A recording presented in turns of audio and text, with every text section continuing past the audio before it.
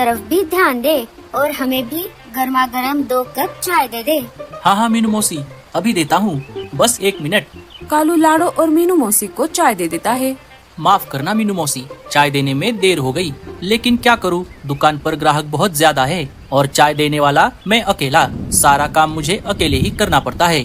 मेरे पास इसके लिए एक उपाय है कालू। वो क्या मीनू मौसी? अब तुझे तेरे काम में हाथ बटाने के लिए एक साथी की जरूरत है। तू अब शादी कर ले। मीनू मौसी आप भी ना। कालू काम शुरू हो गया है, इस वजह से पूरे जंगल में सब तरफ पानी ही पानी जमा हो गया है। सारे अनाज के खेत पानी के नीचे चले गए हैं। इसीलिए मैं और मीनू मौसी अनाज लाने के लिए दूसरे जंगल जाने वाले हैं। हमें आने में देर हो जाएगी। ठीक है बेटी, तुम्हारे साथ मीनू है, इसीलिए मुझे तुम्हारी कोई चिंता नहीं है। फिर भी तुम दोनों अपना ध्यान रखना और शाम होने से पहले घर वापस आ जाना। हाँ मम्मी, मैं आ जाऊंगी। अब मैं चलती हूँ। लाड़ो अपने घर से निकल पड़ती है। थोड़ी देर उड़ने के बाद वो मीनू मौसी के घर के बाहर आ जाती है। वो मीनू मौसी के घर का दरवाजा खटखटाती है। मीनू मौसी, अरे ओ मीनू मौसी, दरवाजा खोलिए, मैं हूँ लाड़ो। मीनू मौसी दरवाजा खोल देती है। अरे लाड़ो, तुम आओ, अंदर आ जाओ। कहो कैसे आना हुआ? अरे मीनू मौसी, क्या आप भूल गई? आज हमें अनाज लाने के लिए दूसरे जंगल जाना था। अरे हाँ, मैं तो भूल ही गई थी। जैसे जैसे मेरी उम्र बढ़ रही है, मेरी याददाश्त कम होती जा रही है। कोई बात नहीं मीनू मौसी, ऐसा किसी के भी साथ हो सकता है, चाहे वो जवान हो या बूढ़ा। चलो हम चलते हैं। हाँ हाँ, चलो चलो। दोनों मीनू मौसी के घर से निकल पड़ती है। उन्हें घर से बाहर आए थोड़ा ही समय हो गया था, तभी अचानक बारिश शुरू हो जाती है। लो, ये बारिश भी ना बहुत होशियार है। जब हम घर पर थे तब तो ये नहीं आई, और जैसे ही इसे पता चला कि हम बाहर आए हैं, इसने बरसना शुरू कर दिया। मीनू मौसी, आप भी ना, हमें कहीं पर रुकना होगा। तभी लाड़ो को ऊपर से कालू कौवे का चाय का ठेला दिख जाता है। चलिए मीनू मौसी, इस ठंडी ठंडी बारिश में कालू भैया के हाथ की मस्त गर्मा गर्म गोल्डन चाय पीते हैं। दोनों ठेले के पास आ जाती है।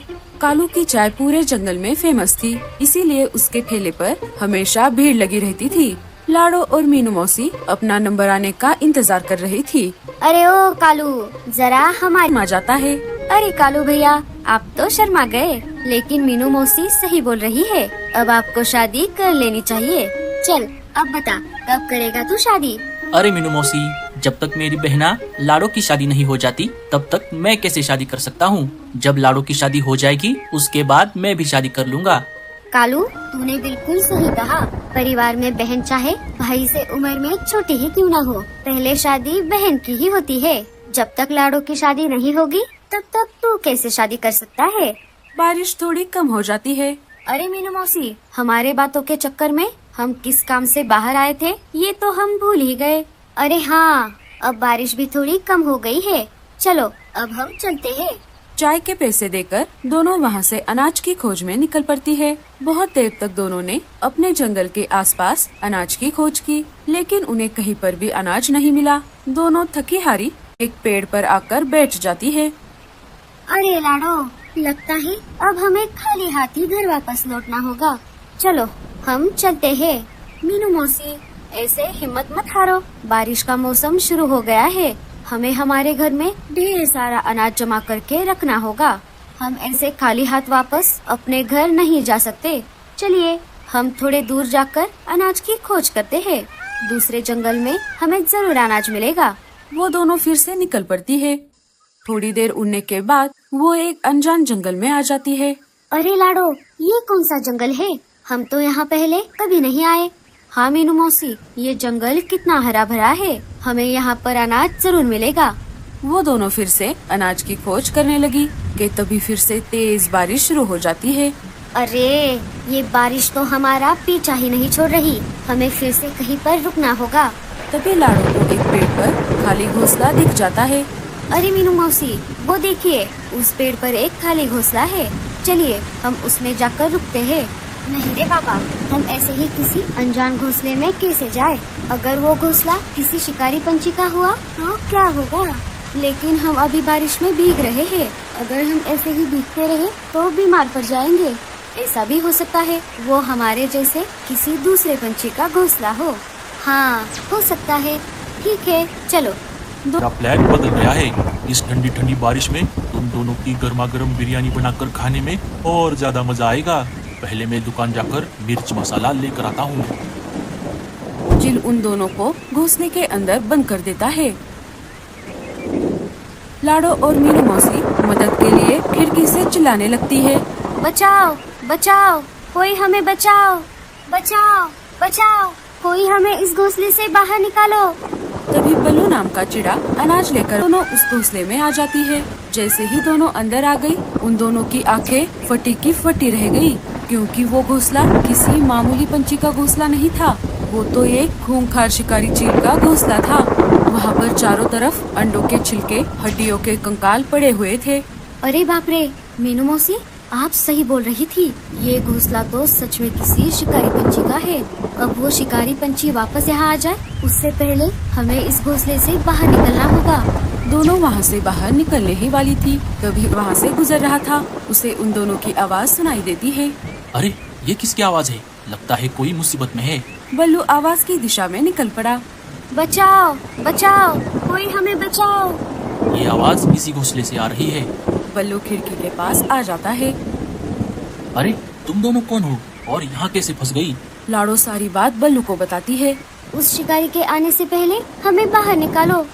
जैसे ही वो दरवाजा खोल देता है, शिकारी चील सामान लेकर वापस आ जाता है। अरे तू कौन है और यहाँ क्या कर रहा है? तूने अंदर जिन दो पंछी। उस घोंसले का मालिक शिकारी चील वहाँ पर आ जाता है। अरे वाह, बगल में छोरा और शहर में ढिंडोरा। मैं बाहर इतनी तेज बारिश में शिकार की तलाश में यहाँ वहाँ भटक रहा था, लेकिन मुझे कहीं पर भी शिकार नहीं मिला। इसलिए मैं निराश होकर यहाँ आ गया। लेकिन यहाँ तो शिकार खुद मेरी राह देख रहा है। मेरी तो निकल पड़ी। अब मैं तुम दोनों को खाकर मेरा पेट भरूंगा। अबे ओ चील के बच्चे, तू हमें हाथ तो लगा के दिखा, फिर बताती हूँ तुझे। अरे तुम्हें तो मेरा जरा भी डर नहीं लग रहा। मैं तो तुम्हें ऐसे ही कच्चा जमा कर खाने वाला था, लेकिन अब मेरे को बंद कर दिया था। मैं उन्हें बचाने के लिए आया हूँ। अच्छा तो ऐसी बात है। ये तो बहुत अच्छा हुआ। अब उनके साथ साथ मैं तेरी भी बिरयानी बनाऊंगा। चील बल्लू पर झपटने ही वाला था, तभी बल्लू ने पास में पड़े डंडे से चील को मारना शुरू कर दिया। लेकिन चील ने डंडे को छीन लिया और बल्लू पर अपने पंजों से वार कर दिया। बल्लू घायल हो गया। तभी लाडो और मीनू मौसी डंडे लेकर घोंसले से बाहर आ गई और चील को पीटना शुरू कर दिया। बल्लू भी उठकर खड़ा हो गया और वो भी चील पर झपट पड़ा। उन तीनों ने चील को डंडों से मार मार कर उसकी माँ जी, अब हमें निकलना होगा। हमें बहुत दूर जाना है। रुको, तुम दोनों ये अनाज लेकर जाओ। हमने बहुत सारा अनाज पहले से ही जमा करके रखा है। आपका बहुत बहुत शुक्रिया माँ जी। उन दोनों से विदा लेकर वो दोनों अपने जंगल की तरफ निकल पड़ी। लाडो, आज तो हम मरते मरते बच गए। हाँ मीनू मौसी, अगर बल्लू जी नहीं आते तो क्या होता? अरे वाह लाडो, बल्लू से सीधा बल्लू जी। क्या वो लड़का तुम्हें पसंद है? मीनू मौसी, आप भी ना। मैं सब समझ गई। चलो चलो, अब जल्दी जाते हैं घर।